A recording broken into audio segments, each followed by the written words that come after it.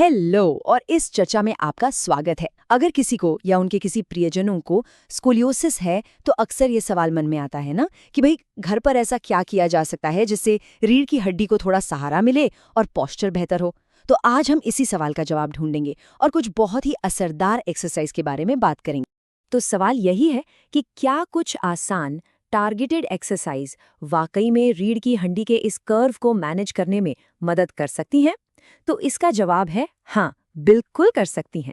चलिए आज इसी को थोड़ा और गहराई से समझते हैं और देखते हैं कि कैसे सही मूवमेंट से एक बड़ा पॉजिटिव फर्क लाया जा सकता है। अब देखिए, किसी भी एक्सरसाइज को शुरू करने से पहले ये समझना बहुत जरूरी है कि स्कोलियोसिस आखिर है क्या, क्योंकि जब आप प्रॉब्लम को सही से समझेंगे तभी तो उसका सही सोल्यूशन निकाल पाएंगे। तो सही जानकारी ही सही मूवमेंट की नींव है। अगर बिल्कुल आसान शब्दों में कहें तो स्कोलियोसिस का मतलब है रीढ़ की हड्डी का एक तरफ झुक जाना या घूम जाना। और ये समझना बहुत जरूरी है कि ये सिर्फ खराब पोस्चर नहीं है, नहीं, ये रीढ़ की बनावट में, उसके स्ट्रक्चर में आया एक बदलाव है।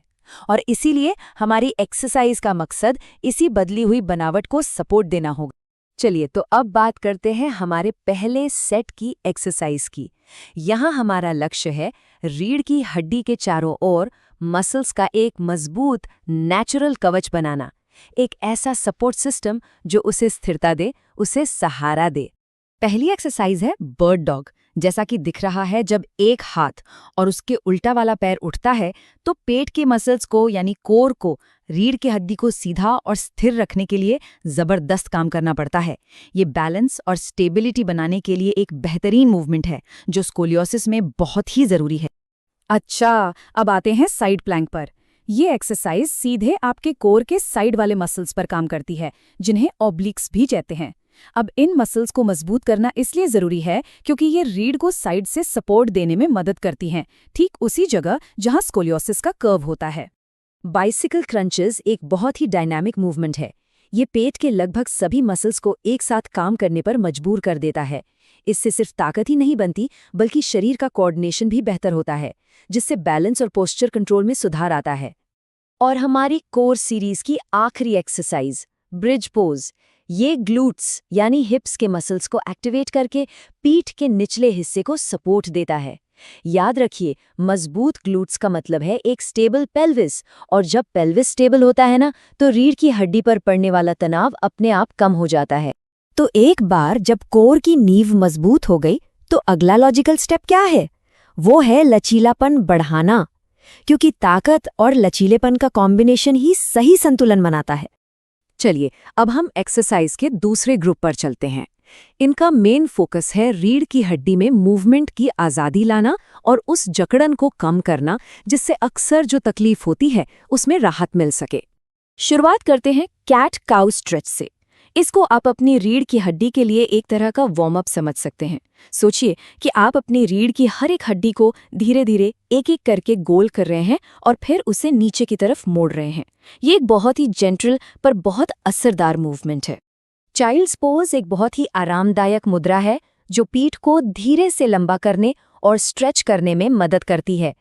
अगर पीठ में अकड़न महसूस होती है तो ये पोज रीढ़ के आसपास की मसल्स से तनाव को दूर करने का एक शानदार तरीका है। कैमल पोज एक जरा गहरा स्ट्रेच है जो शरीर के पूरे अगले हिस्से को खोलता है। स्कोलियोसिस के कारण होता क्या है कि अक्सर कंधे और छाती आगे की ओर झुक जाते हैं। ये पोज उसी जकड़न को खोलने में मदद करता है जिससे पोस्चर में सुधार हो सकता है। कोबरा पोज रीढ़ को पीछे की तरफ मोड़ने की क्षमता को बेहतर बनाता है। यहाँ पर सबसे जरूरी बात यह है कि छाती को उठाने के लिए पीठ की मसल्स का इस्तेमाल हो, ना कि सिर्फ हाथों से जोर लगाया जाए। ये पीठ को मजबूत करने का एक बहुत ही कंट्रोल्ड तरीका है। और ये है बो पोज, जो पूरे शरीर के अगले हिस्से के लिए एक थोड़ा एडवांस्ड स्ट्रेच है। ये न सिर्फ रीढ़ की हड्डी के लचीलेपन पर काम करता है बल्कि कंधों, छाती और जांघों को भी एक साथ खोलता है। हाँ, इस पोज को बहुत ध्यान से और अपनी क्षमता के अनुसार ही करना चाहिए। अब हम आते हैं सबसे जरूरी हिस्से पर। देखिए, कोई भी एक्सरसाइज प्रोग्राम तभी सफल होता है जब उसे जिम्मेदारी से किया जाए। सेफ्टी हमेशा पहली प्राथमिकता होनी चाहिए। देखिए, ये सिर्फ एक चेतावनी नहीं है। ये एक सुरक्षित और पर्सनलाइज्ड प्लान की दिशा में पहला और सबसे ताकतवर कदम है। एक प्रोफेशनल ही ये पक्का कर सकता है कि आप जो एक्सरसाइज चुन रहे हैं वे आपकी खास कंडीशन के लिए सही और फायदेमंद हैं। तो इस सारी जानकारी के साथ अब ये सोचने की बारी है कि इनमें से कौन सा मूवमेंट सेहत की इस यात्रा पर एक सकारात्मक पहला कदम हो सकता है।